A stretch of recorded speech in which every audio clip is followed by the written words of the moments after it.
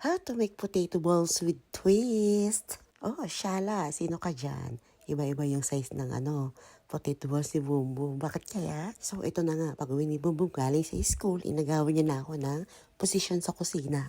Nagluto na siya ng patatas niya kasi favorite nila ni Ma'am ang potato balls. So, paano nga ba ginawa ni Boom Boom to? Hindi ko rin alam. Tinanong ko lang siya kung anong ginawa niya tsaka anong mga hinalo niya. Tapos yun, tinulungan na lang namin siya ni Bam Bam. So, ito na nga ang dahilan kung bakit iba-iba ang size ng potato balls ni Boom Boom. Yung maliliit kay Bam Bam. Kasi ayaw niya lagyan ng cheese. So, ito na nga paano ba ginawa ni Boom Boom ang kanyang potato balls. Unang-una, nagbalat siya ng patatas, nilaga niya. Pag malambot na yung patatas, hanguin mo na at i-mash mo na. So, pagkatapos mong i-mash, lagyan mo ng asin at paminta. Yun lang ang nilalagay ni Boom Boom. So, ako naman, syempre, nilagyan natin ng twist. Nilagyan ko ng cheese sa loob. Kaya cheesy ang ating potato balls. So yun nga, nilagyan ko lang ng cheese para may twist. Paulit-ulit Kasi nakabili kami ng murang cheese sa tradisyon. So ito siya, ayan.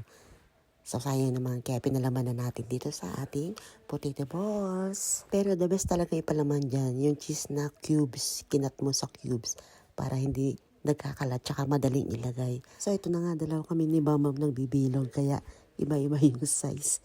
Tumulong na kami kay Kuya Boom Boom kasi naparami yung aming potato balls.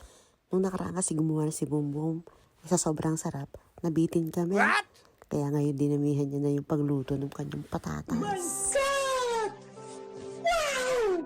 So yun, bilog lang ng bilog hanggat may mabibilog na patatas. Habang busy si Kuya Boom Boom sa likod. Matatapos na, kaya ito na siya. Let's go, Boom! Wow!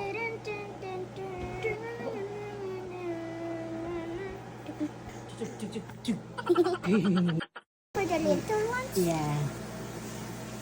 This is little, right?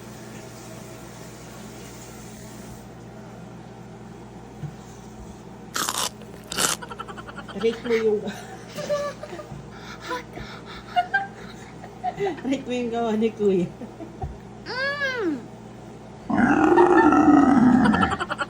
So,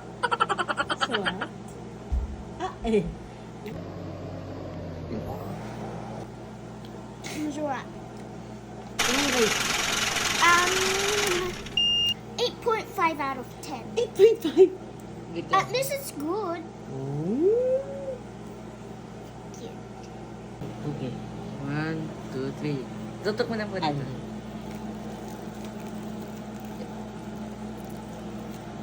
My God!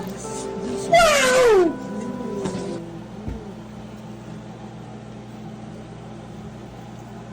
Ay, sasubuan lang. Bakit di nainitan? Hindi pa Ayan. sa kanya. Rate mo. 9.5.